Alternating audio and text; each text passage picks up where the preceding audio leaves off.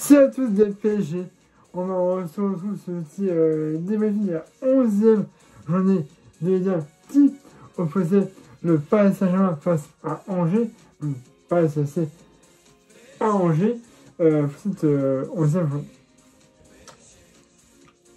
Alors, on a gagné, hein, mais comment dire, enfin, une première période assez contrôlée, une deuxième moins, et on arrive plus, enfin, ça aurait pu être mieux. La victoire est là, c'est principal évidemment, mais comme on a une trêve internationale là, hein, bah, j'aurais bien aimé partir sur la clean sheet, surtout que, pas se mentir, les deux buts auraient pu être évités. Bref, passons. Donc, Paris est passé à Angers, alors petite anecdote, ça je vous la livre. Paris, normalement, elle a dû partir en avion pour aller à Angers. Malheureusement, il y avait trop de brouillard, donc l'avion n'a pas pu décoller du coup. Paris s'est tapé 4 heures de route dans la gueule pour aller jusqu'à Angers. 4 heures de quart, c'est pas ouf, mais bon. C'est normalement, ce soir, s'il n'y a pas de problème, normalement ils ont bien un vol Angers destination Paris. Mais là, ils n'ont pas pu faire l'aller. Là, ils se sont tapés 4 heures de quart pour aller à Angers. Si ça a eu un impact sur les joueurs, why not? Mais bon, c'est comme ça. Hein. Ouais, Paris de passer à Angers, alors, il y avait Pacho qui n'a pas pu être là. Parce qu'il a été appelé en sélection. Voilà, donc Équateur, c'est pas pour la voter. Donc il était forfait pour ce. Enfin, c'était pas, mais c'est que il a fait partie du match puisqu'il est directement parti en sélection. Donc il n'était pas là. On avait un retour de Skriniar sur le terrain. Voilà. Dembélé était sur le banc. Alors, une attaque Barcola, Lee, Asensio. Donc, bon. C'est comme ça, hein. Et bon. Donc, si tu veux, par référence, bien le match, je pense, on a le contrôle du ballon, totalement. Voilà. Après, bon, il y a quelques fois où Angers a pris le ballon.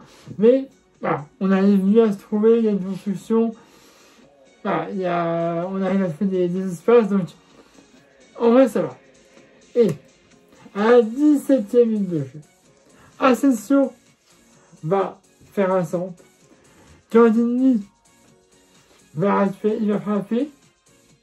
Ce sera renvoyé par un joueur de Angers. Et l'arbitre. Ça veut dire but. Bah oui. Alors, moi, au début, je sais pas si c'est but. Hein. Voilà. Parce que c'est ma réaction de passeur décisif. Il centre. Lui, il frappe. Et là, c'est dégagé effectivement par un joueur angevin. Mais le ballon était déjà rentré dans la tâche. Alors, ça se joue vraiment à 1 mm. Hein. Et même pas, il ne le savait pas. Parce que continue à jouer. Mais l'arbitre, il a fait. Attendez. Stop. On a arrêté pas, cher. Et la monte a livré. Bon, c'est-à-dire que le ballon était rentré. Et effectivement, on a revu après. Et ben, on rentre, effectivement. Et ça se joue à 1 mm. C'est en soi. But pour passer à la 17e minute de jeu de Candini sur une passe décisive de Marco Asensio. Voilà. C'est vrai que là, mais bon, moi au début, je croyais que c'était pas but. Et même quand on revoit ralenti, il y avait but là. Effectivement, il y avait but, mais ça se joue vraiment à 1 mm. Vraiment, si vous pouvez revoir l'action, revoyable, ça se joue vraiment à ça. Hein, parce que c'est qu'il faut qu'un but soit valide, il faut que le ballon ait franchi entièrement la ligne de but. Hein, et là, franchement, ça se joue vraiment à 1 mm. Effectivement, elle rentre entièrement, on va dire, mais c'est vraiment à faire grand chose. On me dit 16 minutes de jeu. On marque, si on veut prendre les 3 points, mais sur ce score-là, ça me va. Mais non, on en restera pas là. Puisque quelques minutes plus tard, encore Marco Asensio, qui a fait se fera 2-0 pour le Parisien, doublé de Tornini. Voilà, c'est parfait. Voilà. Asensio encore qui centre, Tornini qui est dans une déparation, il frappe et ça fait 2-0 à la 20e minute de jeu. Mais c'est bien, on prend. Un doublé de Lee, doublé de Pazzi pour Asensio, on prend. Et donc, après, pareil, je joue bien, franchement, la première période, elle est pour nous. Il n'y a rien à dire. Voilà. Et après, à la 31e minute de jeu, encore, c'est une passe de Marco Asensio. Dans la phase de réparation, ça fera 3-0 pour le Parisien, but de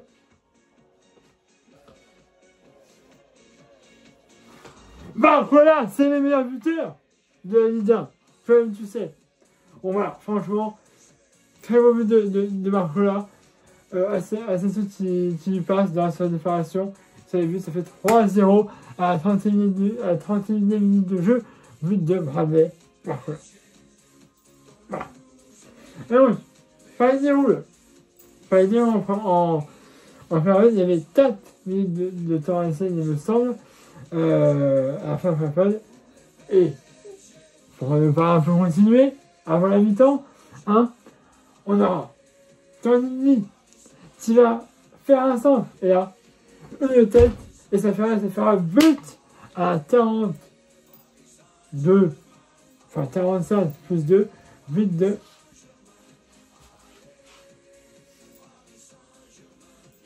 le doublé pour Barcola. Doublé de Lee, doublé de Barcola.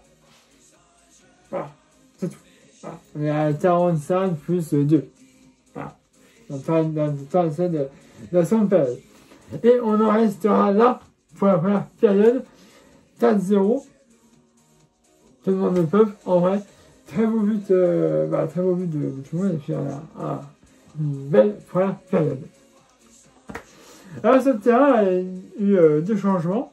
Doué est rentré aussi. Il y avait Doué, il y avait un autre joueur, donc du coup Barcola était sorti. Et un autre aussi, je sais plus, bref. Bref, il y a eu des changements, il y a eu beaucoup de changements.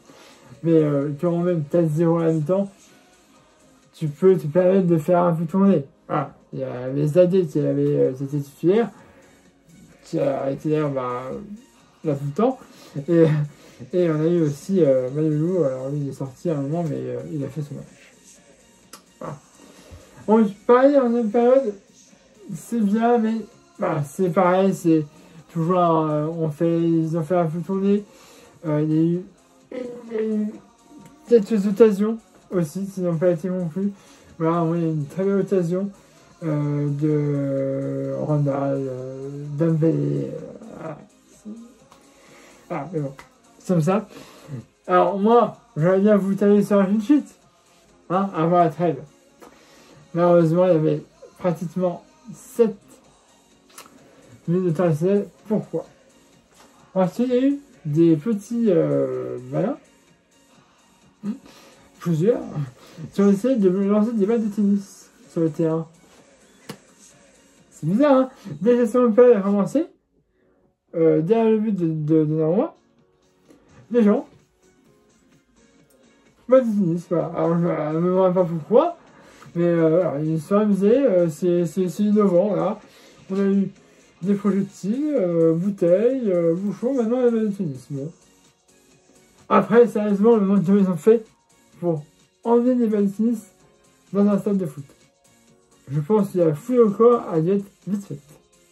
Pour qu'un mec puisse ramener, pour que plusieurs personnes puissent ramener des balles de tennis.